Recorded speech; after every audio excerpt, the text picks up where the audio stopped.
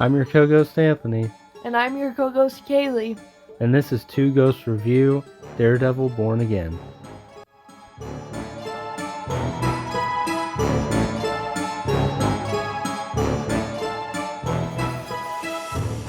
Alright, welcome back to another episode of Two Ghosts Review. For this episode, we're going to be doing the final 3 episodes of Daredevil Born Again Season 1. Before we jump into that, go over our poll results from our last episode. The question for this poll was which piece of dialogue was better, which piece of Frank and Matt dialogue was better. The Season 2, Episode 3 piece of dialogue, or the Season 1 of Daredevil Born Again, Episode 4 piece of dialogue. And the results were Season 2, Episode 3 of the original series, 100%. We did have somebody comment both, all caps. Well, they're the same thing pretty much, so. They said both, and then they voted for Season 2, Episode 3. But, I mean, to me, I think I'm just like leaning towards the newer one right now because I just saw it. I didn't get a chance to go back and watch the other one. So I think if I went back and watched the other one, I'd probably choose that one. But I just don't remember it as well right now because I haven't watched it for a second. So, but yeah, let's dive into episode 7 of Daredevil Born Again, season 1. This one is titled Art for Art's Sake. So at the beginning of this episode, Fisk is informed that Daredevil saved Angela from Muse. And he starts immediately tweaking about it. Oh yeah, he's just freaking out. And then we also have Heather and Matt talking, and she's like noticing like his bruises and whatnot. I'm surprised she's not digging deeper into that kind of. At some point here, I don't know if it was here, but I was like thinking like she's got to start getting wise to what he's really doing, kind of thing. Well, but it is hard to see past that he's blind. It's kind of like she's not super invested in finding out. Like, she doesn't really care or something. Yeah. Like, if you care, I mean, yeah, sure, to a point. I'm blind, I fell down. Okay, but really, did you? Yeah. Like, it seems like a really obvious lie.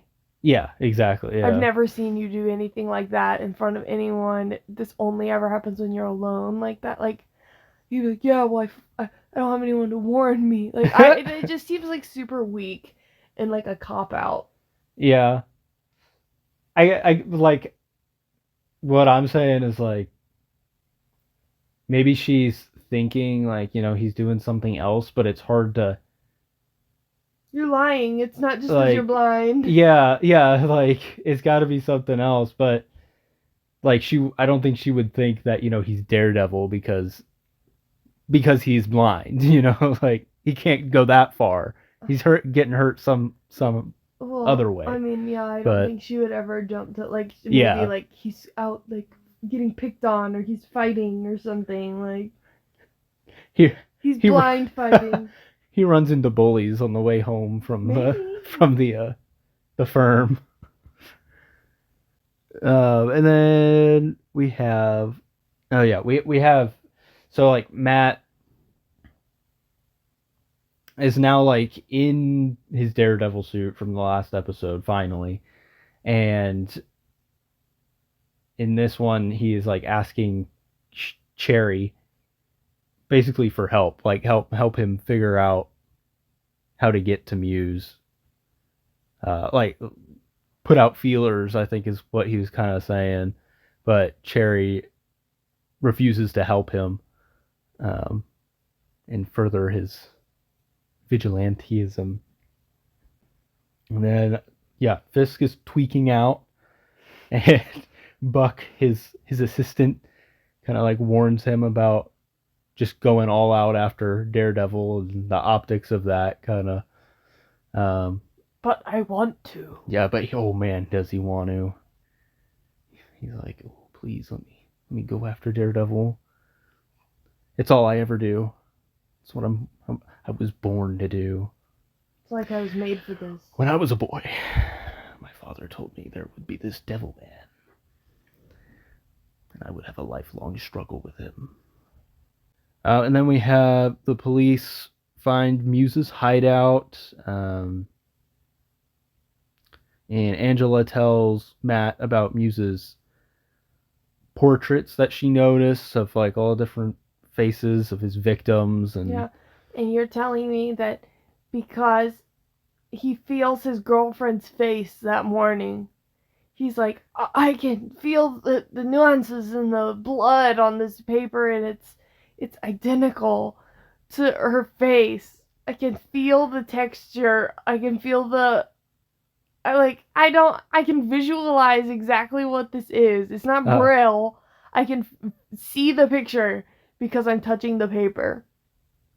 Well, and you also told me that then he can then read like a printed piece of sheet of paper. Like he can have something printed off at the law firm and walk over and grab it fresh off the printer and touch the front of the paper, and he can feel the ink on the surface of the paper. I don't remember if he ever had done that. I don't remember, but that's not like that far-fetched for him. Like he's got his senses heightened, like turned up like crazy. So feeling like the bumped up bit where like there would be ink, I think that he could sense that. Like he Can you feel ink on paper? Not a normal person, but like all of his senses are like heightened, so his touch is heightened. This is just another reason on a long list. That's why he has to have silk sheets, because it's too like it hurts the other sheets. They mentioned that. I don't know anything about his sheets, but this is just a whole nother situation of just absolute over the top, completely unbelievable. I can't even lie to myself to convince myself that any part of this is anything other than complete BS. Well, this is the first thing that I absolutely cannot delude myself into getting behind. It's insane. And that's what I have to say about that. I don't know what to tell you. This is his power. A Daredevil supporter. His powers are garbage. Like, it's just heightened senses. No, it's not. It's so much more than that. What it is, yeah. I am completely blind. I'm gonna go on the roof and I can tell a perfect route through the city at running breakneck speed, and I know the conditions of everything, and it's gonna be great. Also, I can do it while I'm fighting. Yep. No, sorry. He's got it. Echolocation. No, we're moving on. He can smell things. I can't handle it.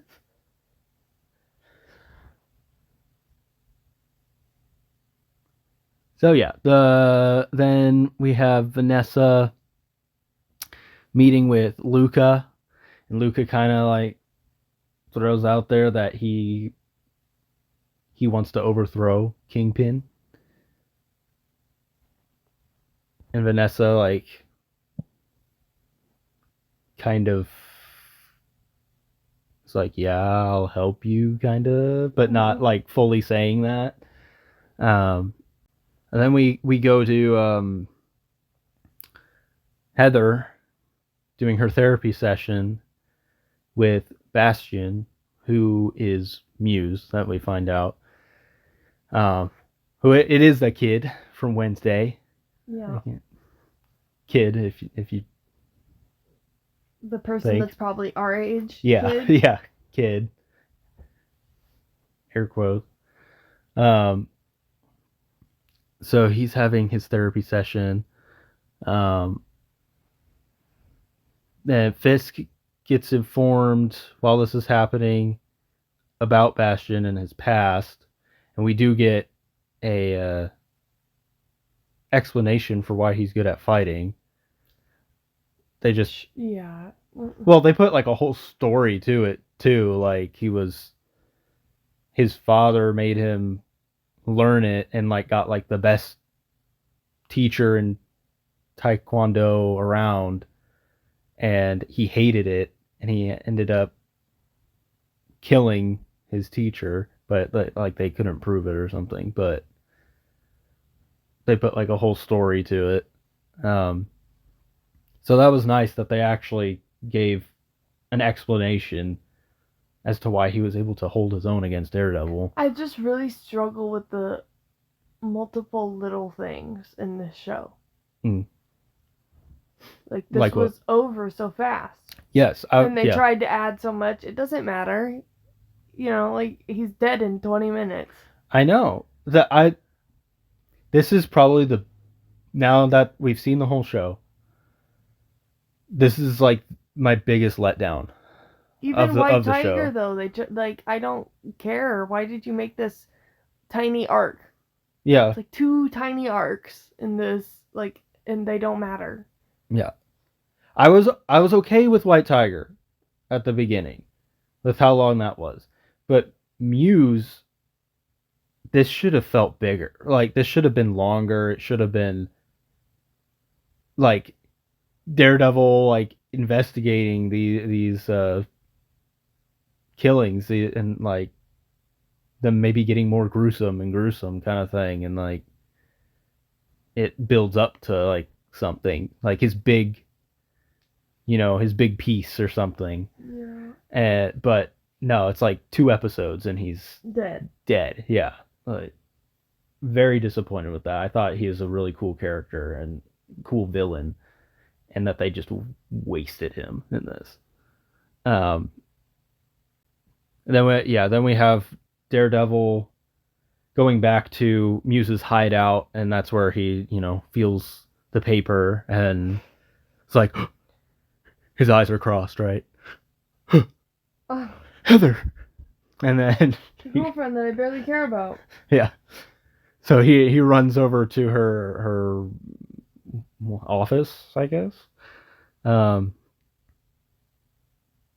and while that is happening, Fisk sends his anti-vigilante task force to Heather to go grab Muse. And Muse tries to kill Heather when she kind of puts together that he is Muse, and he's like drawing himself with his nose blood And paper. Yeah, see, I'm an artist.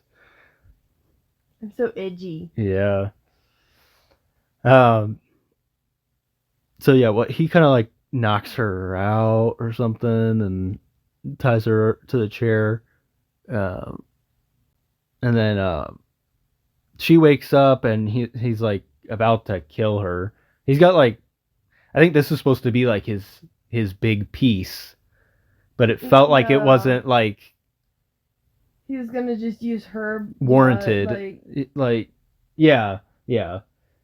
It just felt like there should have been more lead up to something, and this didn't even feel that big either. But yeah, like he's about to. Well, he cut her open, so she's losing blood, and Daredevil comes bursting through the window. I saved myself. Yeah, yeah. I love the memes of that are going around. They slow it down. I saved myself, and then they show Daredevil went through the door or through the window. So yeah, Daredevil shows up. He's got his billy clubs, is what they are. And I thought that was pretty cool. Him using those, he like used his wire or whatever, like to like go Get around rid him of and like cut him yeah. or something. Um, but it was very short. It was a very short fight because Heather just pops Muse, and And he's like, oh, I made her kill him. yeah. Uh, so yeah, and then she, falls down, and Matt comes over, and he's like, Heather, Heather, He's giving himself away. Again, I again. complained about this. Like, yeah, if you're slipping in and out of consciousness, you're not going to recognize your boyfriend talking to you. Yeah. Okay. Well, it's more of, to me, it's that he said her name Yeah. because look, you go across all kinds of superheroes with secret identities. They don't change their voices, and nobody knows who they are. So Yeah, it's kind but of that's kind of like a pass kind of on things to me. But yeah, him saying her name was enough for her to start to piece that together, I think. Um, and then Fisk actually shows up on the scene he's after that everything. irritated. Yeah, and the anti-vigilante task force, anti-vigilante, um, they tell him um, kind of what happened, and that they suspect that it was Daredevil that was there. Like they're pretty sure Daredevil was the one there. But Fisk strongly implies, or like basically tells them, No, he was never here. You no, did this. you guys did this. You took down Muse. Even though everybody saw him come through the window. Yeah, in broad daylight. Yeah. In New York. But he doesn't know how many people are watching because he's blind, or could he smell that? He could probably smell that. I know your faces are turned this way. I can smell it and hear your heartbeat. That's he could enough. hear their wet little eyes looking towards the window. Disgusting. This is the reality of Matt Murdock's life, okay? Hearing their little... I hear wet eyes. See, isn't it ridiculous? When it's yeah, when you think but it's reality it? for him. No. So... Oh, we haven't even gotten to my favorite part about his senses yet. Oh man, I'm excited. All right. So then we have Heather in the hospital talking with Matt, and she mentions that Daredevil said her name, and then we kind of like zone in on the TV that's behind her or in front of her, and it has Fisk making a statement with his anti-vigilante task force behind him, and basically just making a statement that my team did this, and he holds up Muse's mask. And then at the end of this episode, Luca tries to kill Fisk. Vanessa tells Luca where Fisk is, so it looks like she's helping him. And he goes in there with his gun, and he's gonna shoot him in the back of the head, and then Buck shoots Luca. And that's wrapped up there. And then she's like, that hurt me. It hurt me to do that to him. Yeah, she's very fond of her, her empire that she's built after Fisk left. Yeah, when he left. So yeah, that's end of episode 7, and just to reiterate, I mean that is it with Muse. And that was all. Yeah, very very disappointed with that. We basically got, I don't know, it was like the end of the last episode, really, where we got most of the Muse stuff in that episode. and then this episode. So it's like an episode and a half of And they really Muse like stuff. hyped. They're like the MCU's first serial killer. Yeah, well, like the promo stuff, like they were like showing Muse, and I don't know, like maybe they were showing him equally to other things. I don't know, but like I just thought he looked so cool and like interesting, and then like like I just like look at comments and like I've never heard of this character before, and they're like people in comments are like, oh he does this. This is like his thing. His who he is or explaining him. And I was like, oh, this is gonna be sick. yeah, it's Never more and more mind. interesting. And then yeah, they just waste him. So yeah, very disappointed with that. But let's move on to episode 8. Isle of Joy is what this episode is called. And I do like how this there's a lot of things I like about character wise of the season, but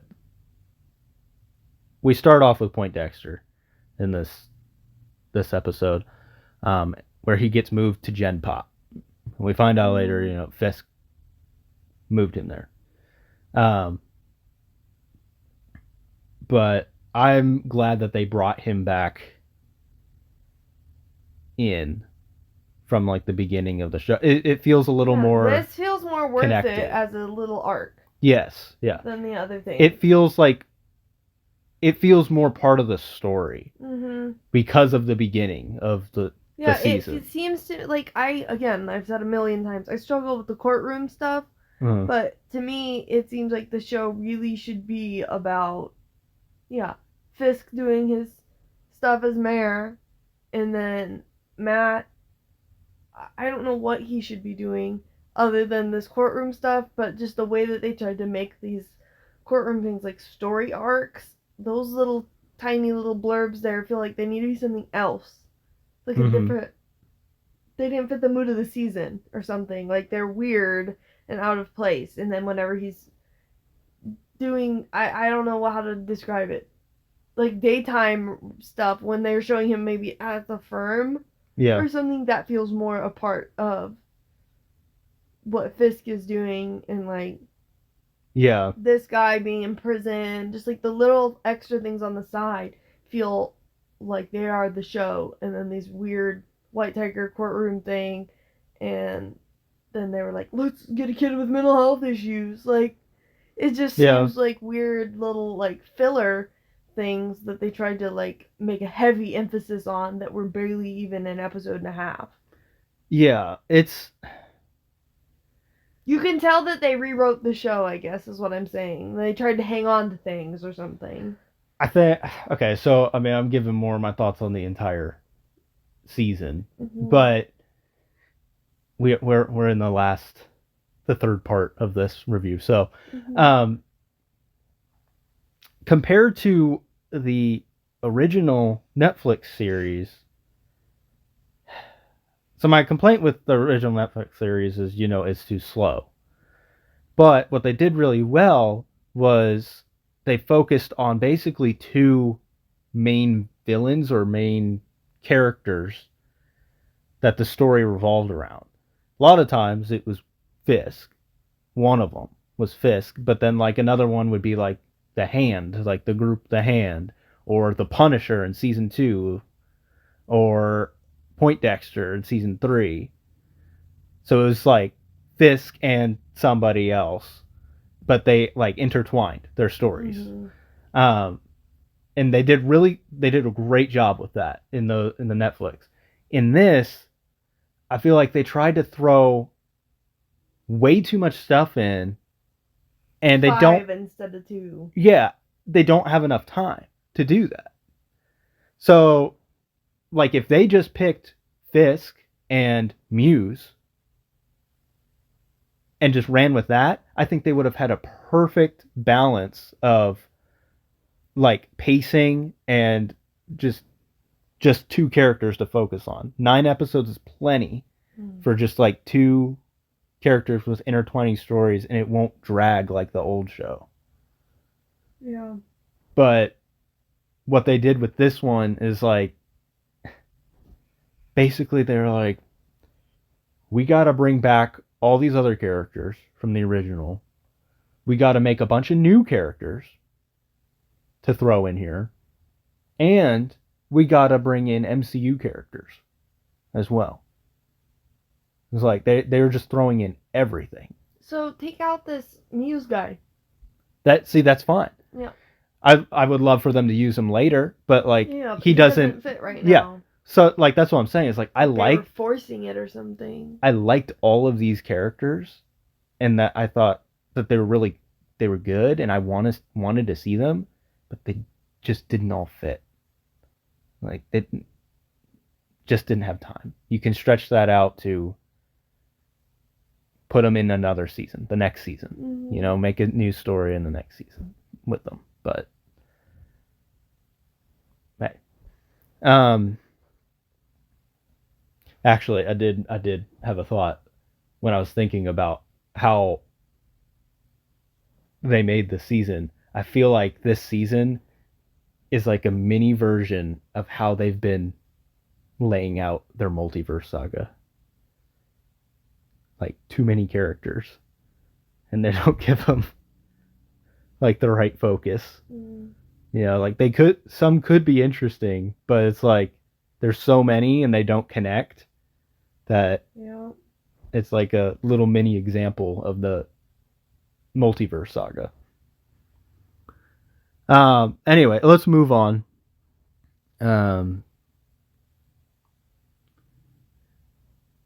So we have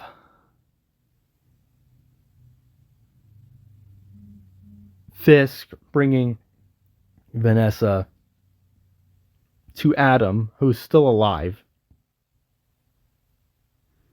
Yeah. Huh. And she's a little freaked out by it, but also doesn't care that much. Like, she's like, oh my gosh, I can't believe you did this. That's so disgusting. Yeah. I'll kill him. Yeah. Okay, fine, but like, this is dirty here. I totally thought that Fisk killed him in the last I last thought episode. So too. Gosh, he was very aggressive. He wasn't moving, I don't think, after that. He's taking a nap. I guess he just knocked him out, but that looked like a lot of force. I don't know. But yeah, but the line that I liked in this was Fisk, and he says, I hear his voice. I see his hands. I see his hands. It's unbearable.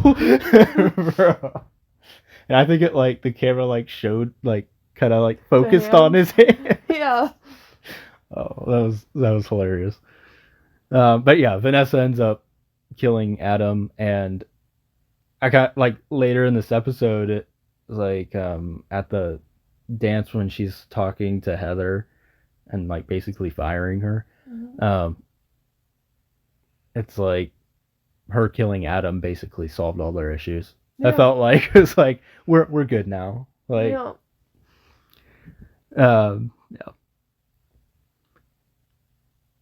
Then we have a little bit of Matt and Heather arguing about Daredevil and Muse. Heather is invited to the ball, the black and white ball. Is this the ball where he threatens Jack? Yes. Matt says he'll go, but Buck is the one that delivers the invitation. Personally. Yes. To Matt's house? Yes, to Matt's house. Which is to say, yeah, he's like, how does he know that she's here? It's a threat, is what it is. They're watching him. Yeah. Fisk is watching him. Then we have some stuff with Fisk. They're talking about how vigilante crime is down 30%. Fisk is like, yes, excessive force works.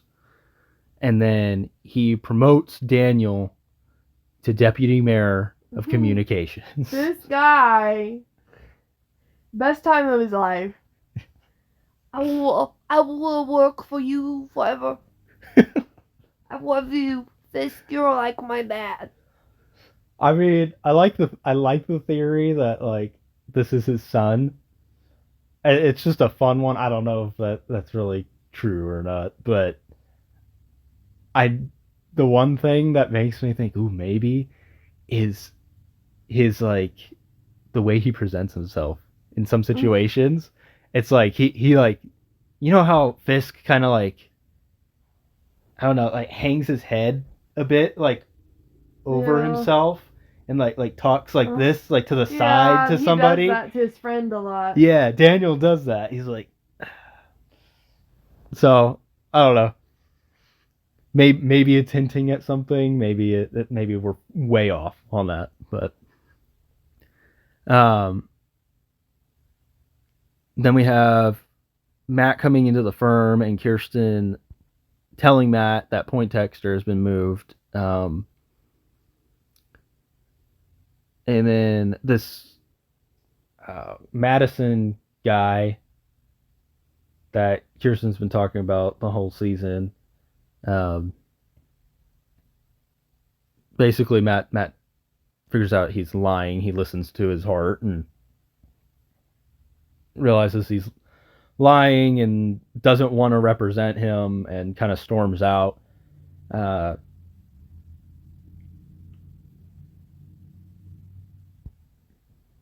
and yeah, I kind of thought that this guy was gonna play a bigger role Yeah. in something. Maybe in season two it'll come back. I don't know.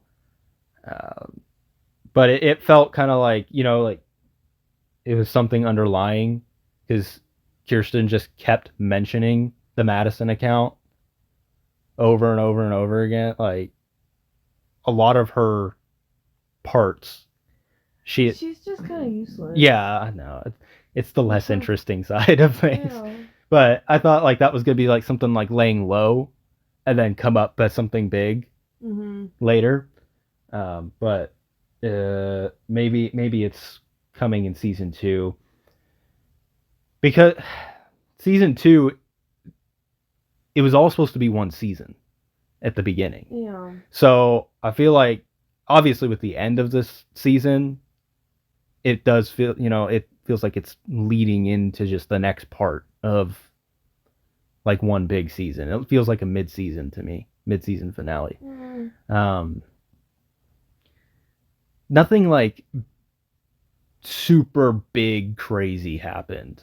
Like we had a No, big they just teed it up. yeah, we had like a big moment, but yeah, it was just like setting up the next part, so that's why it felt like a mid-season finale to me. um But yeah, so maybe we'll see more with this Madison account. I don't know. So Matt goes back to Josie's bar, um, and kind of talks with Josie, who's thinking about reopening the bar, and he finds out that Foggy was celebrating early on a case win, um, and this immediately puts Matt on the road of someone silenced him. Yeah. So he's on to something there now. Which yeah, he always thought it was suspicious. Yeah, this just gave him more evidence that something was wrong and kind of got him back into investigating mode. Um, and in doing so, after that happening, Matt goes to confront Poindexter about Fisk hiring him. Matt thinks Fisk hired him to kill Foggy. Um,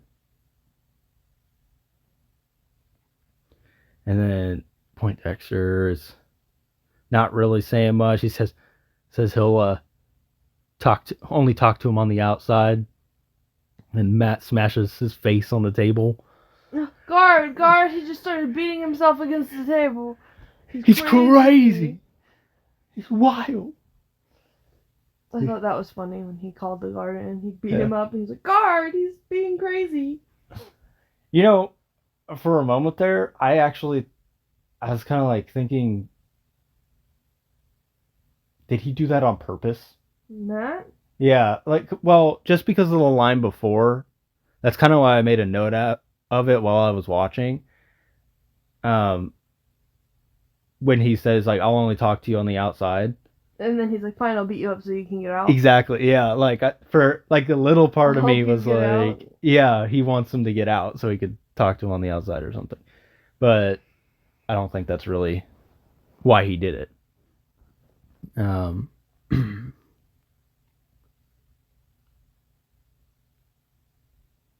then then we go to this ball. We have Daniel talking to BB and telling her BB, about we're gonna do his great things. promotion. BB, I'm gonna be the deputy mayor. I'm really important now, BB. I know it was hard on you, but I hope we can still be friends.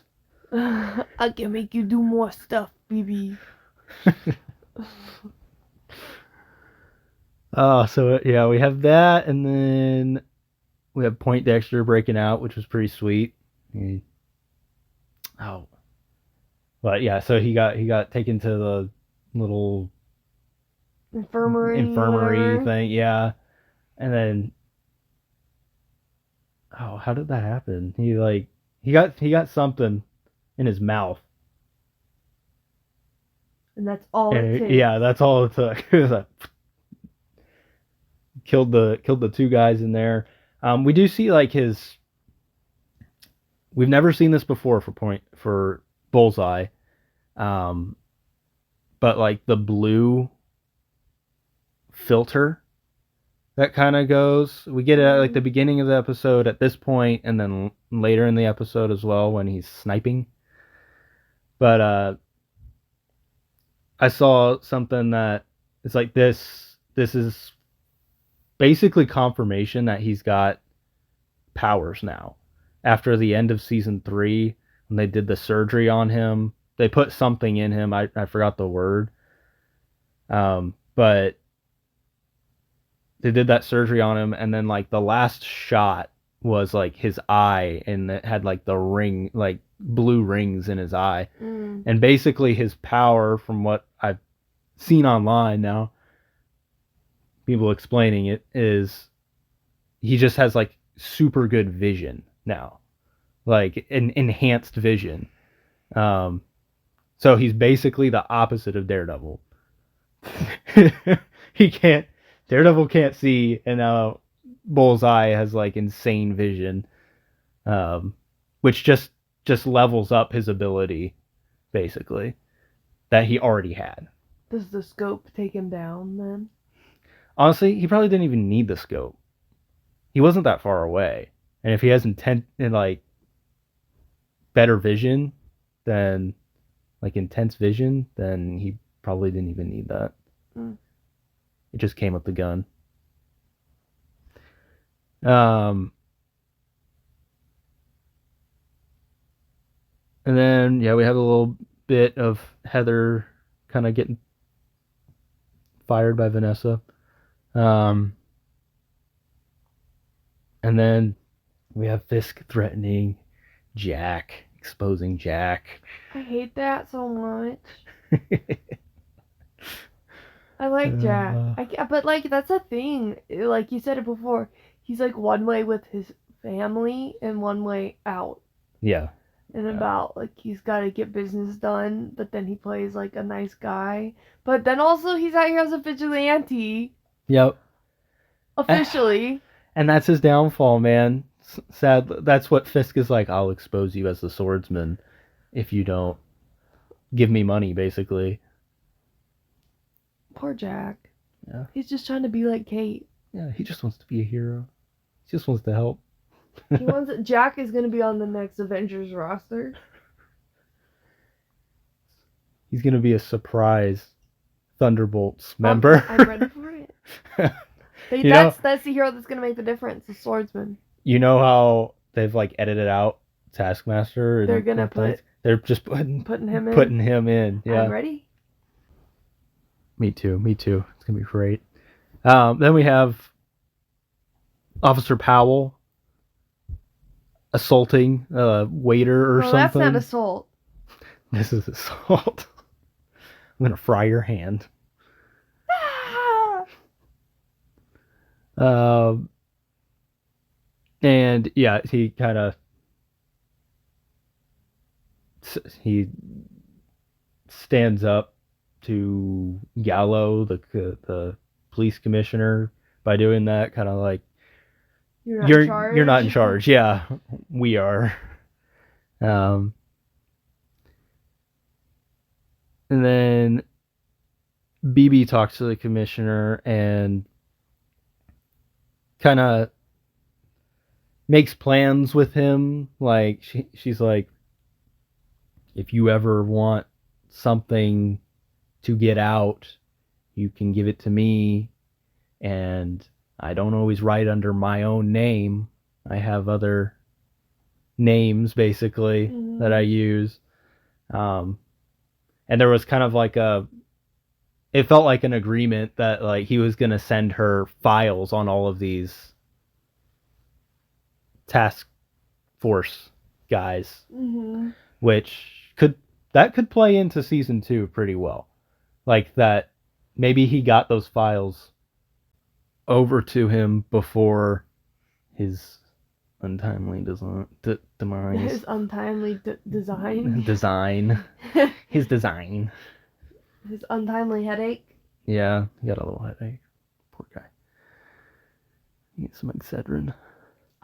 It's a migraine, really. It's a little more intense.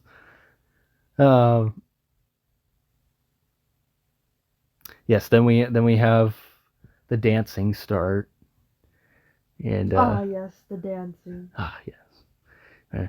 Fisk and Vanessa are dancing, and then Matt and Heather start dancing, and I love how Fisk is like talking to Matt while they're he's dancing. Yeah, he's like, I know you can hear me. Yeah, like I know you can hear it.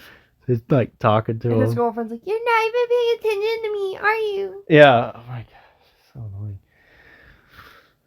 But then we have Buck kind of coming over and telling Fisk that Poindexter escaped, and Vanessa gets all nervous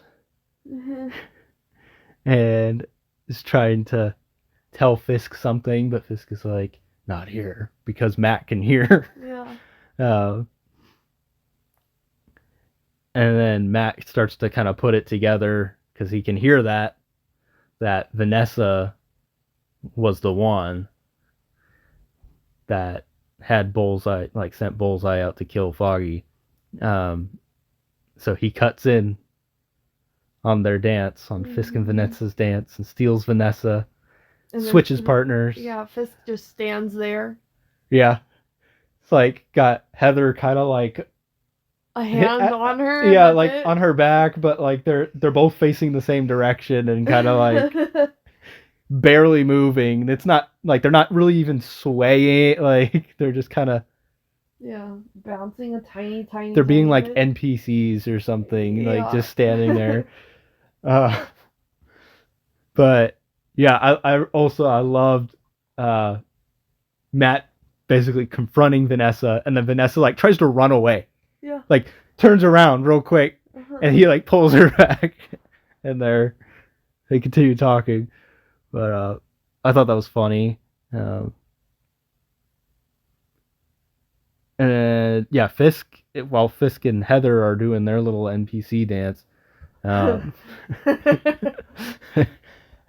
he almost tells Heather that Matt is Daredevil. Kind of starts hinting at it. And then Matt hears a gun cock. Okay, and I have questions about Yeah. this because why did he literally let that happen and then it was like a minute before anyone got shot at? So he was just like, I heard a gun. I know exactly where it is. I'm doing nothing. It wasn't that. It took forever. He didn't say immediately like, there's a gun. We need to get down. I don't know. It felt pretty quick to me. I think it was like a little slow motion that they were doing it. And but then why did nobody question, oh my gosh, Matt, you're blind. Like, That's true. How did you end up jumping in front of him and taking the bullet so perfectly? Like, you clearly were jumping out in front of. How did you know that he was there? How did you know?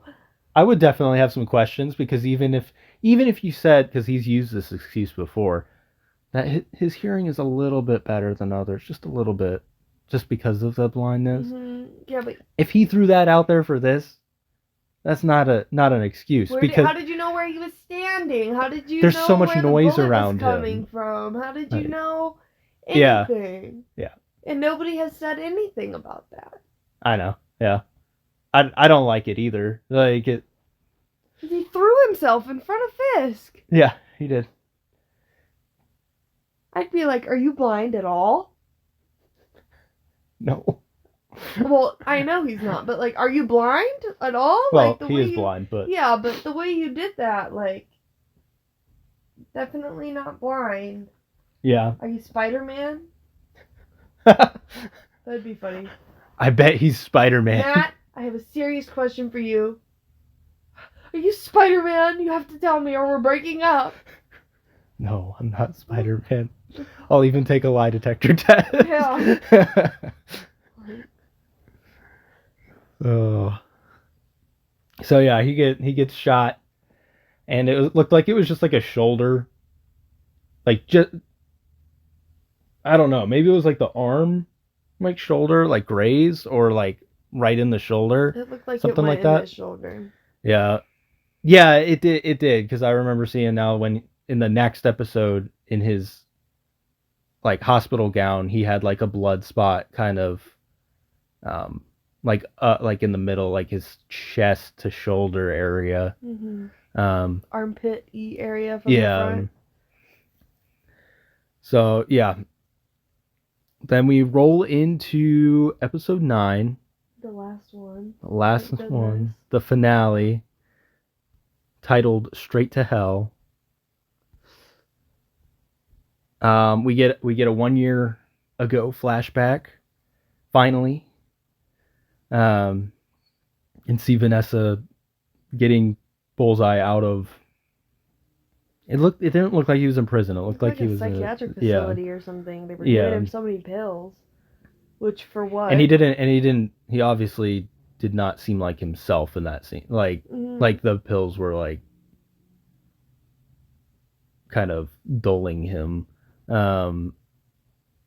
But yeah, we finally get an explanation somewhat of why Fisk got out, and it was because of all the sloppy FBI work in season 3 of the Netflix show with Agent Nadeem and all of that. So it the FBI corruption within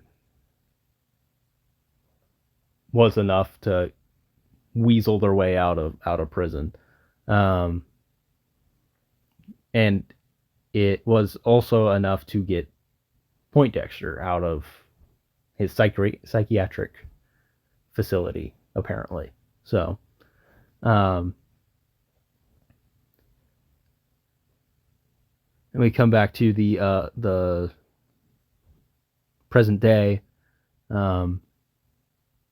Matt's in the hospital, and he's like going crazy, basically like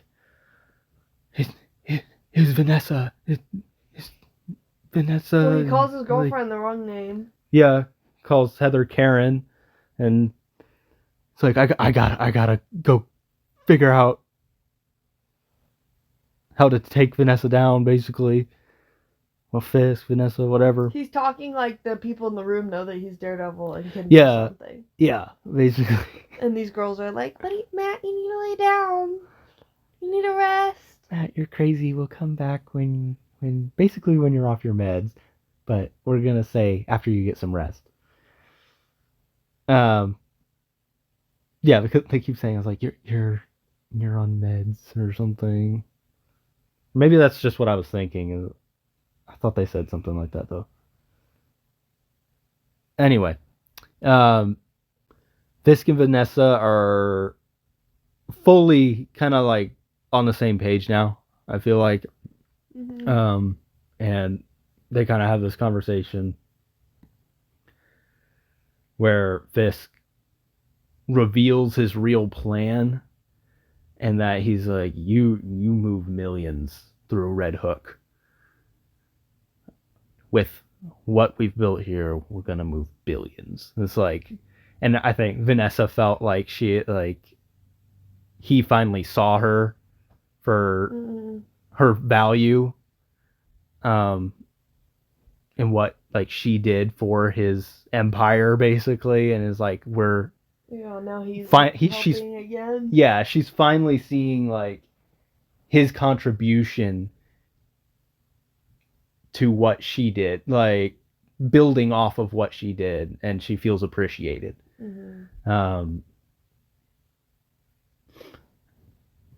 So yeah, they're on the same page now, which feels nice. They're a team again, kind of, it feels like. And then we have Fisk just flat out sends Buck to kill Matt. Not Daredevil, Matt. Go kill Matt. And then he also tells Sheila to send everyone that's basically untrustworthy home. She sends no one home that we saw.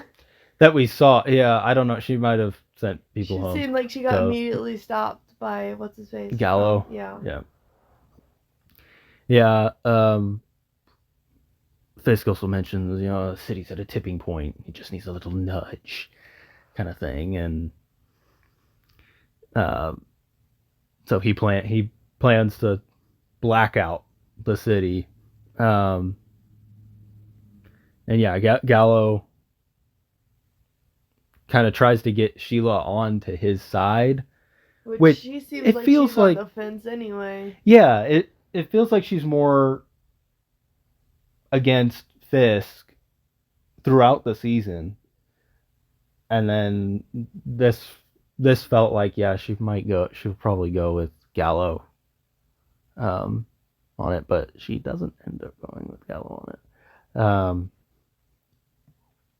it. Then when the blackout happens, Fisk has whoever flip the switch, and Buck is using this cover to go in and kill Matt, and Matt has escaped by then. He could sense Buck coming. He could tell that it wasn't really a bear in the bag. That's right. He's like, I smell poison. And he got out of there. And then we get to the good stuff. The stuff I like. Matt goes back to his apartment, and Frank Castle is there. And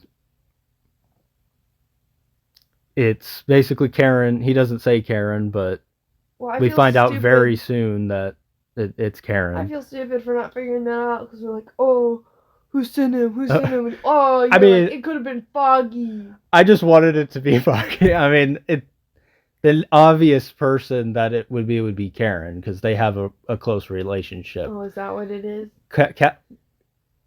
Their heartbeats? Oh, we're getting there. Don't worry, we're getting there.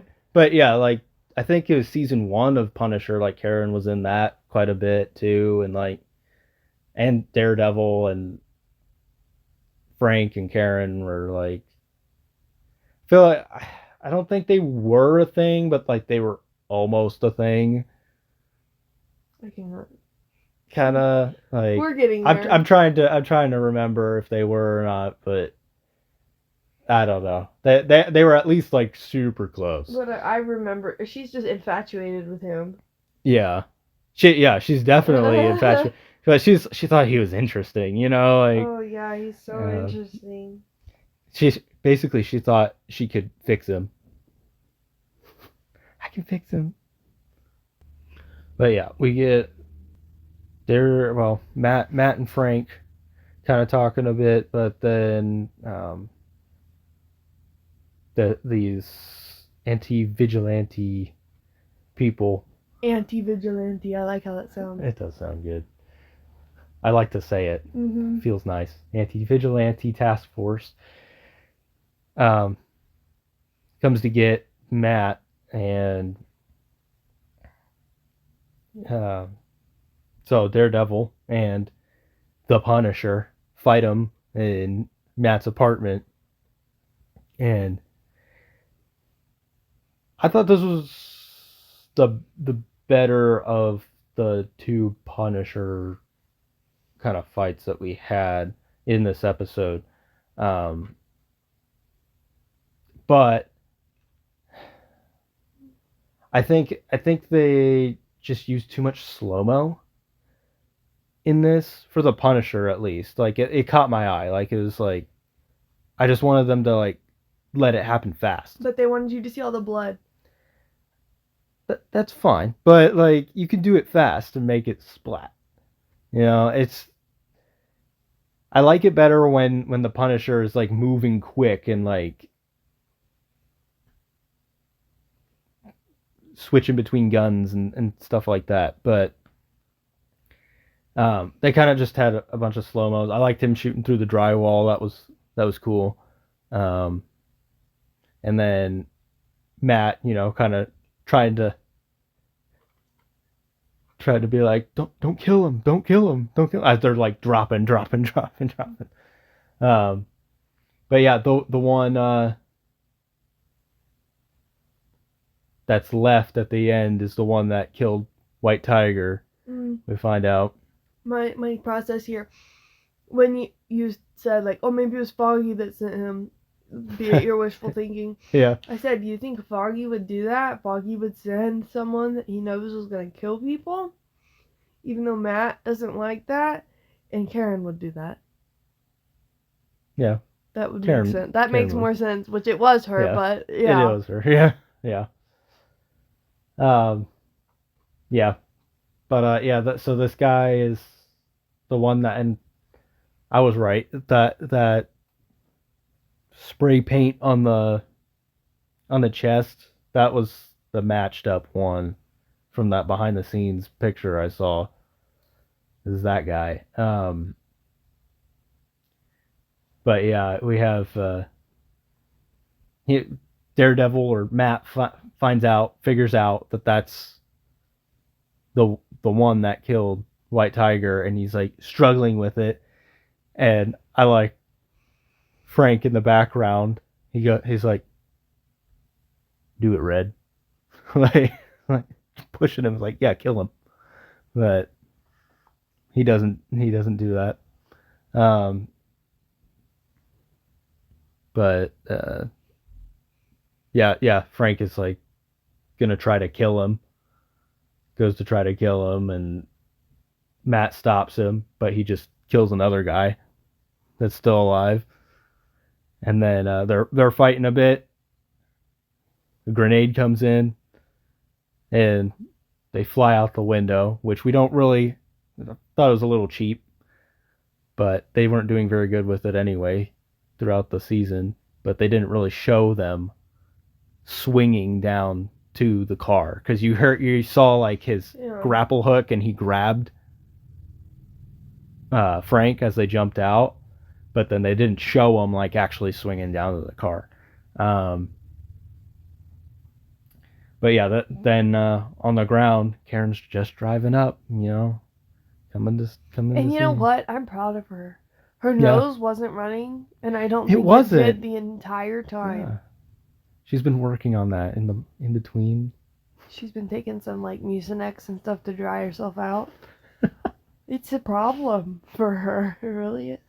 That San Francisco environment is really helping her. It wasn't very red either, so No, I know. They did a great job.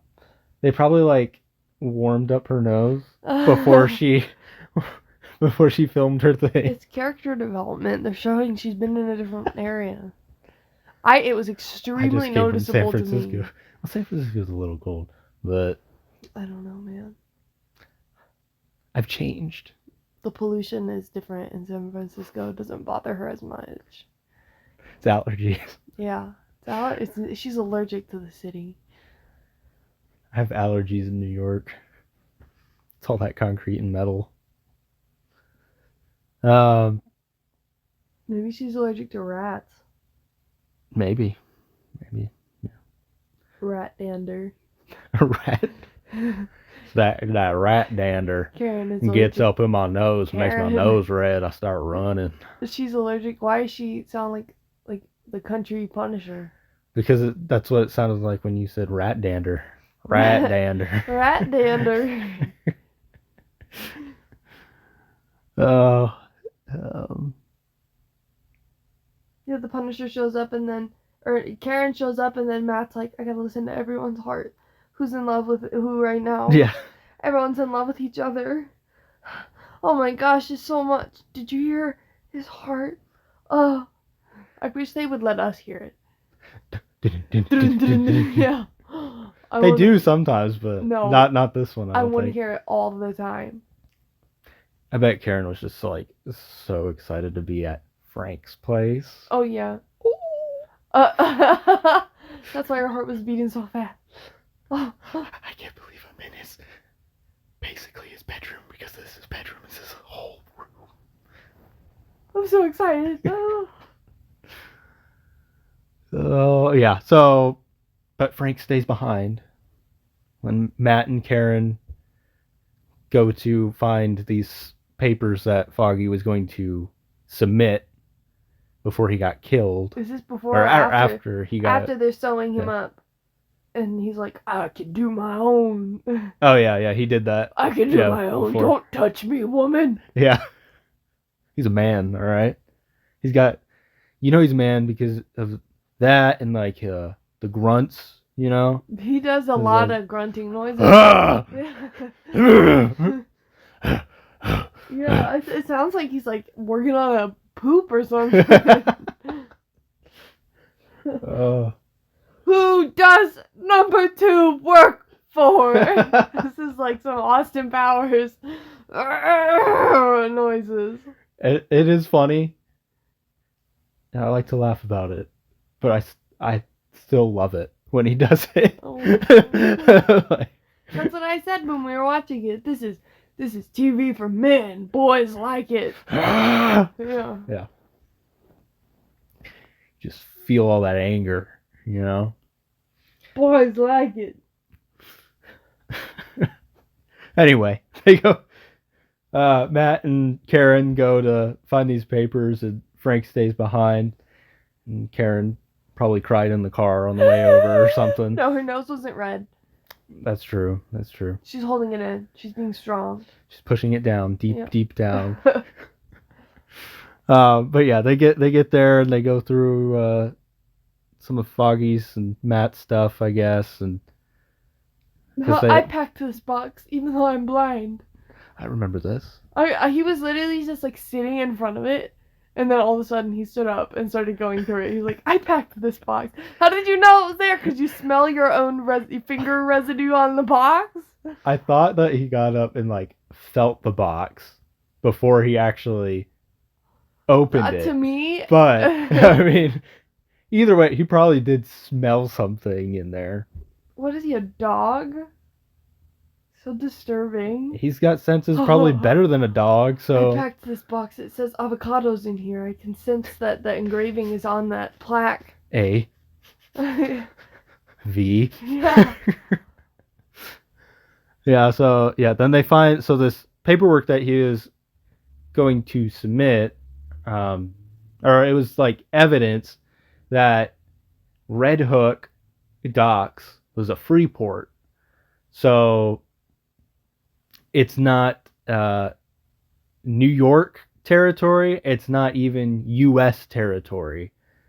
So nobody can prosecute any of the illegal stuff in there that like Fisk is doing.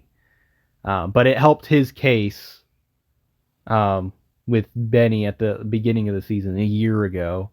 But yeah, it's... That is why Vanessa had him killed, so that would not get out, and that she could continue operation. I don't understand how something like that goes unnoticed, that it's a free port. I don't... In the trading economy. He dug it up somehow. Like how somehow it was everyone lost not know information. that? That's it's weird. like something, I don't know, on that thing. So yeah. And in the meantime, we have Daniel like being more like Fisk I'm gonna and sit intimidating that council. here. Yeah. I'm gonna need you to listen to me now. I like how he's getting more cocky with it though. Like he's got Yeah, Buck. Fisk is gonna check him, I think. I think so too. But I like how he's like he like turns around and like asks Buck when he knows the answer kind of thing. Like what was that, Buck? What was that? And Sorry, I'm a little special. What was that again? yeah. Oh yeah. Yeah. God damn. He's gonna need your support. Fisk's gonna need your support. Yeah. Wise guy. Uh, um, and yeah, so we got this blackout still in effect here, and there's chaos everywhere.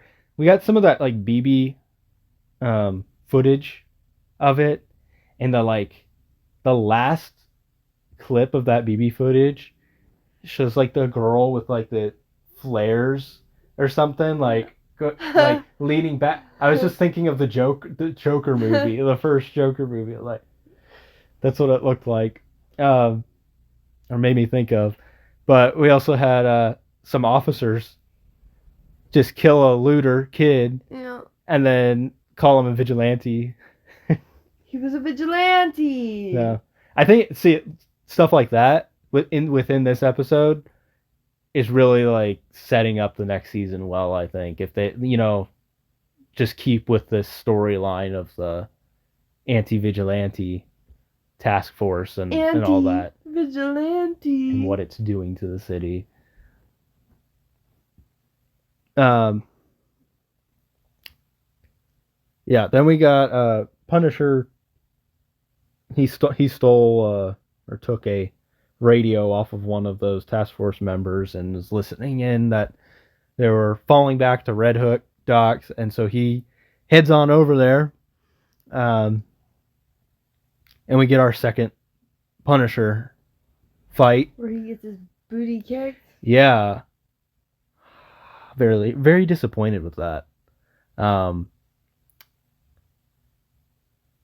I thought that was very just weak. Like he went in there with a pistol. It looked like. Well, he picked up like a shotgun when he was walking out. It didn't look like he had that shotgun with him when he walked in to the docks. Yeah. They were using shotguns on him like crazy. Like, surprised he didn't get shot in the head with that thing. But yeah, he goes in there with basically just a pistol, just a handgun, and goes up against a bunch of people, like just a bunch of these guys just like head on. And I just felt like that was a little out of character for him. He's smarter than that. It seemed like they just kind of wanted to get him into that facility at the end. Yeah. It did seem a little weird to me that he was captured and all that. Yeah. Like, if he was really going in there to fight them, like, he would have brought multiple guns. And he would have had, like, an advantage point, I think, taken out a few. No, they made it seem like he just walked in there. Like, he did, oh, hey yeah. Guys. He just walked in there with just a handgun and thought, yeah, I can take all of these guys. Like, yeah. And even the like, he held his own for quite a bit there. Rightfully so, he should, but I thought the choreography kind of was weaker on this one. Like, again, like in the Daredevil and Punisher against the task force, I said like they used slow-mo.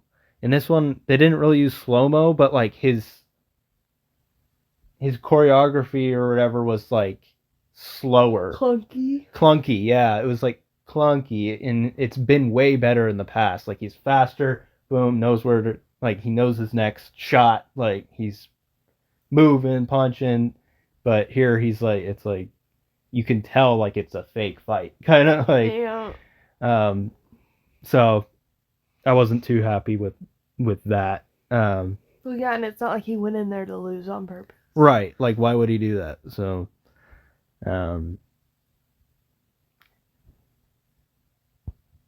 but watch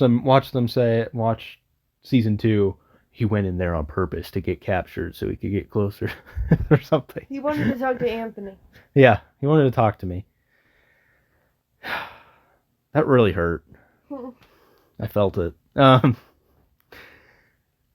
yeah, so he gets captured. Then we have Sheila. And I interpret it as she gave the recording to Fisk. Yeah, but then she felt like bad about it. Yeah. It was just kind of weirdly shot because it was. She was outside when he listened to it. Yeah. So we got that. So Fisk has Gallo taken to Red Hook. The task force has Frank tied up and kind of give him the opportunity to. Basically, they say they want to serve with him. Which I enjoyed this. I asked you if they've done this before because real world, the Punisher logo has been used for crazy stuff, and like it has this ideology with it that went to the point that Marvel changed the logo. Yeah. Because it was so out of pocket, and now he's facing those types of people. Yeah. In the show, like they took it there. And I think that's a great thing to focus on. Like this is actually interesting. Like this storyline, and it connects directly to Fisk, which I love. It's a Fisk and Punisher storyline, I feel like. But yeah. Yeah, Frank declines serving with them. Non-respectfully. Yeah. And so they just start beating him up. Jeez. And then meanwhile, Fisk makes an example out of Gallo.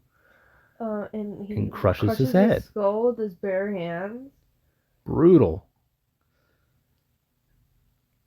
And they showed it quite graphically for. Yeah. Well, honestly, with like all the interviews before this show came out, they were saying like the actor for Fisk and I think Matt Murdock, Charlie Cox was in on that too, but they were talking about like how this is even more brutal than the Netflix show. Like it's even worse. Just this one part. But yeah, that's what it's like. If I thought about that interview anywhere else in the show, then I was like, no, it's not. But it's literally just this scene right here. Because even like they could have gone. I'm surprised. Bad with Muse, you know. I'm honestly surprised though. But that content is now in the MCU. Well, yeah. It's pretty brutal. Like that's like more of like Walking Dead level. Yeah, and not definitely. Like that's more like what people have gotten upset about at a certain point. With Walking Dead, yeah. It's like that's too far. It's pre Glenn's death. Yeah. Level Walking Dead. But yeah. I don't know. I thought they did it really well. Like I mean, that the timing of it was perfect because it was like it all happened at the same time. Like the top crushed, but then like the jaw gave way. Yeah. At the same time, so it was like his whole face. Yeah, it was like it like slipped kind of. So yeah, they did a good job with that. And then we have Matt about to go into Red Hook. This is where this kind of scene is when I really felt like it was like a mid-season because he was like about to go in, but then Karen pulled him back.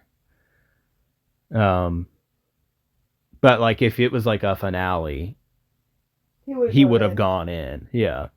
Um, but yeah, he does not go in. Um, and he says, "We need an army." Um, and then we get it a little bit of what we got. Heather becoming commissioner of mental health under Fisk. Yeah, what the heck? Yeah. I mean, I don't know. At this point, I feel like Matt should break up, or not. They should break up. It's not just all on Matt, but It's like they wanted to just keep her included in his inner circle so it can be more of a problem. yeah, but yeah, and that but with this, it's like she kind of knows he doesn't like Fisk. You know, like at this point, like especially with all that rambling also at the beginning of this episode, and then at the end of the episode is like she's like directly going to be working for him now. Kind of just feels like a slap in the face to Matt. Then we have Fisk giving his little morning speech, televised speech. He didn't sit down all the way. Yeah, he's like hunched over the desk or something. But yeah, he puts the city under martial law. This is just setting up interesting season 2 for me. I love this. So the city's under martial law. It's a curfew of 8. And all vigilantes are illegal. Including Spider-Man. Including Spider-Man. The Safer Streets Initiative is what Fisk calls it. And I'm very interested. I know we talked a little bit about this outside of this podcast, but I'm interested to see where this places time-wise. Because if this is like current, like with Are superheroes Thunderbolts, like, yeah, what do they all count as? Yeah, like if you're not government affiliated heroes, does that make you a vigilante? Maybe that's the deal. Like maybe the Thunderbolts are like okay because they're under CIA. They get organized. Yeah, they're getting organized. So yeah, they're not just a team that comes together on their own. They've been affiliated. Yeah. Maybe, yeah, because like they're under Valentina, who's the CIA director, so that's government. So maybe they're all right, but yeah, I'd say Spider-Man, like, that's a vigilante right there. Well, yeah, because you're taking yourself off the Avengers roster. Yeah, he's on his own. Maybe I want to see connection with this stuff. So like, I'm just not confident that we're going to get it. Which is unfortunate. Yeah, because it's New York. Big things are happening in New York at the same time, and I fully expect the end of this season to flow straight into the next season of Daredevil. Like it's not going to be another year. So I don't know.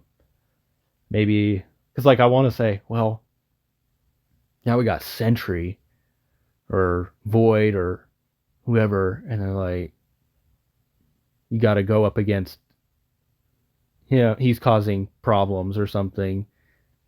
So Fisk, the mayor of New York, he's got this vigilante deal, and he's like, well, I got to call in bigger guns than my task force. He's going to assemble a suicide squad. Yeah. Like, run this up the chain. He's going to take it to the raft. He's here to assemble a team.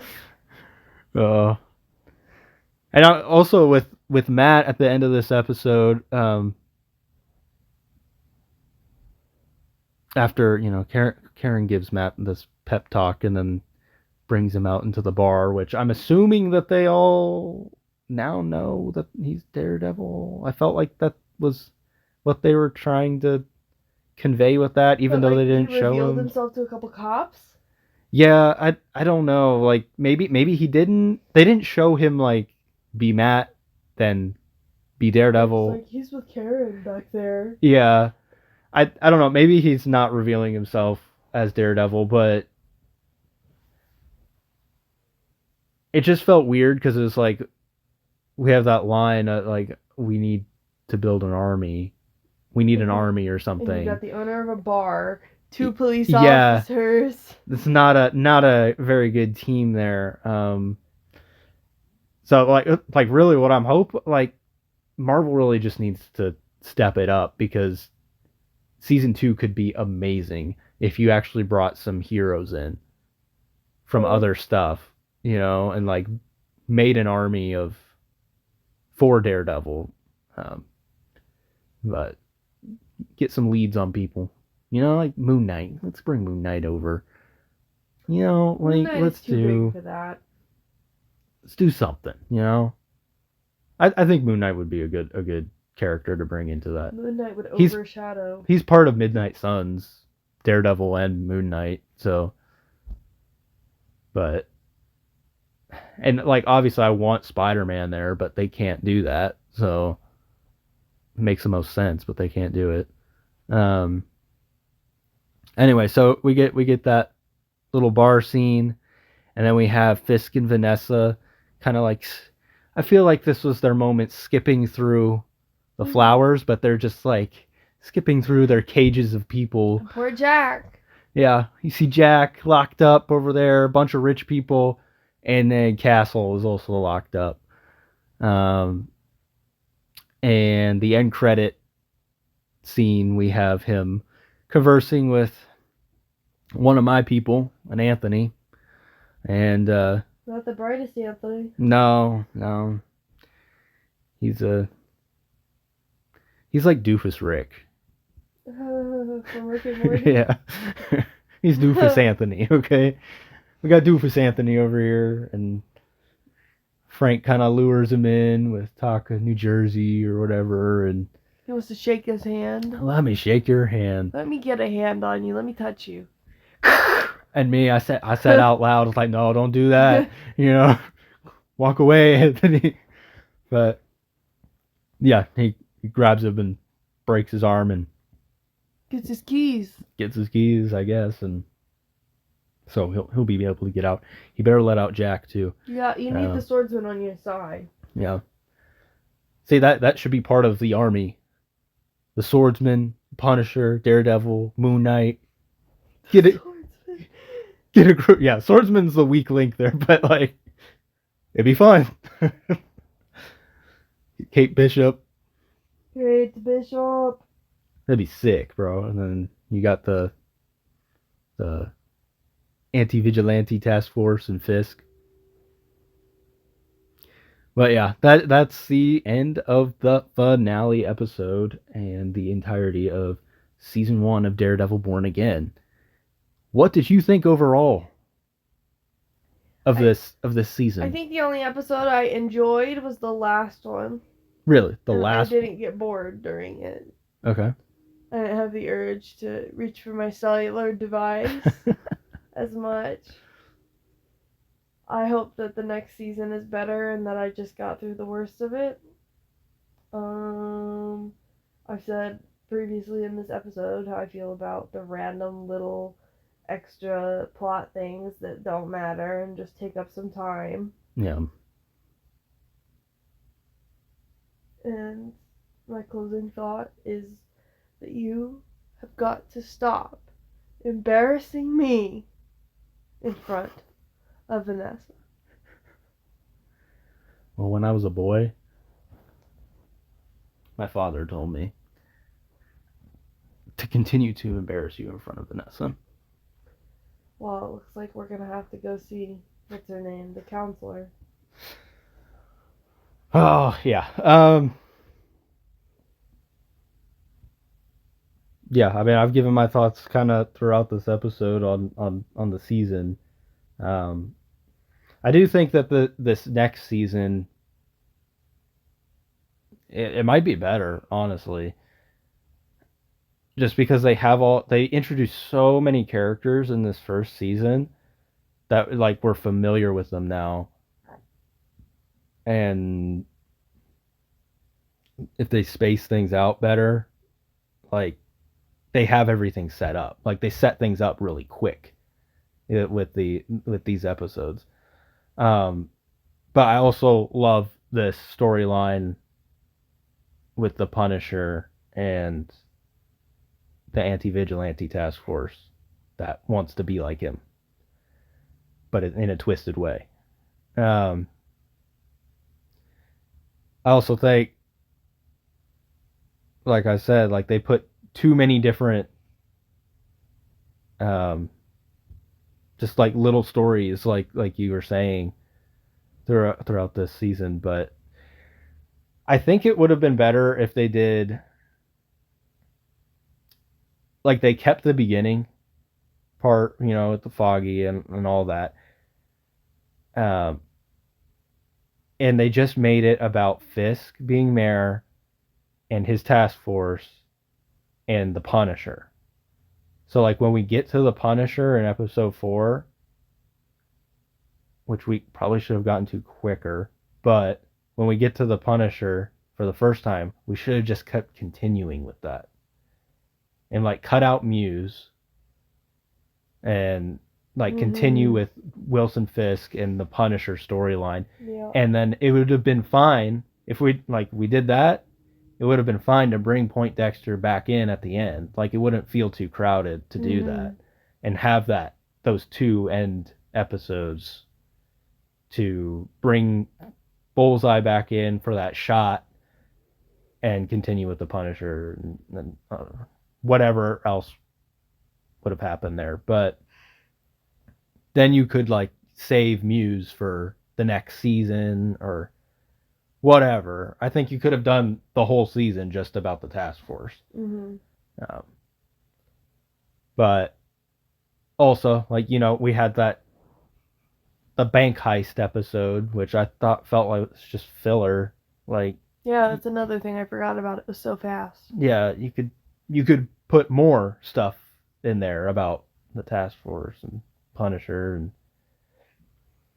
and still be able, like, if you cut out all that filler, you still could have had a little cameo with Yusuf somehow, Didn't have to be a whole episode. But then I would lean more towards having more time with Jack being in the season 2. So that's just how I would have liked it. But I do think it's a step in the right direction. I think this is better than many of the other shows that we've had. And I'm very glad that they're like planning to do a season of this like every year so far. How many seasons? Well, they were going right on to season 2, and I think they said season 3 would be good to go as well. So that's like 3 seasons, and they're all a year apart. So it's like a regular show. But yeah, also, I mean, maybe a little more fighting, more Daredevil in his actual suit. We didn't get a ton of that. Don't know what Kevin Feige was up to, but yeah, I think that's all I got. You got anything else? No. Just trying to think of something quippy to say, but All right. Well, be sure to check out our poll. It'll be up for 24 hours on the day that this releases. And it'll be on Instagram at 2Ghost Review and Blue Ghost Review. So be sure to cast your vote and leave a comment. I think shout out to whoever else subscribed to our YouTube. Woo! Saw we got another subscriber. So awesome. Nobody wants to fight with me still. I mean, converse. Yeah, and our next episode will be Severance. That's exciting. Yes, Kaylee has been waiting for this moment. I'm excited. So much going on there. I've been getting sent theory videos, all kinds of Severance stuff. My Instagram chat with Kaylee here is just all Severance theories, basically. Can't help it. So yeah, we'll get on making that episode, and that'll be out on May 2nd. So thanks for listening, and we'll see you all next time.